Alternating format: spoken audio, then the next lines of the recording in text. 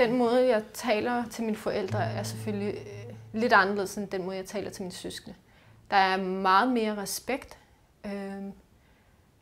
Jeg siger aldrig nogensinde, far, gør det her.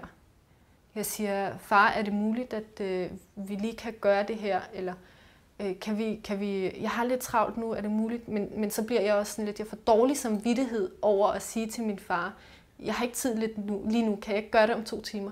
Så 90% af gangene, så smider jeg det, jeg har mellem hænderne, og så gør jeg det, min far beder mig om, eller min mor beder mig om. Men jeg tror, det er, fordi vi er opdraget til at være så pligtopfyldende.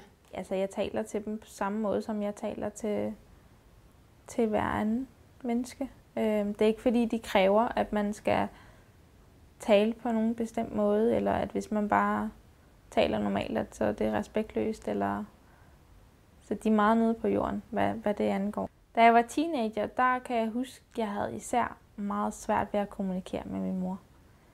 Vi skændtes konstant, og når jeg ikke fik lov til ting, så blev jeg sur, og jeg blev fornærmet, og jeg snakkede grimt til hende, og det kunne hun slet ikke tolerere. Så ja, vi var altid oppe at toppes. Det jeg gør med mine forældre, det er lidt at være pligtopfyldende op til den grænse, eller det tidspunkt, hvor jeg skal spørge dem om lov. Det vil sige, for eksempel, hvis jeg kommer hjem og siger, far, jeg har fået 10 i historie, så er han vildt glad, og hvor er det flot, min pige, og jeg er vildt stolt. Og så er det næsten der, man skal spørge, ikke? Fordi der er han helt heroppe. Jeg tror bare, det er også, fordi jeg har været meget rapkæftet, da jeg var yngre, og jeg brugte mange store ord, og jeg var faktisk okay god til at lukke munden på dem. Men det er også fordi, at jeg for det meste har opført mig, sådan som mine forældre gerne vil have, at jeg skal være.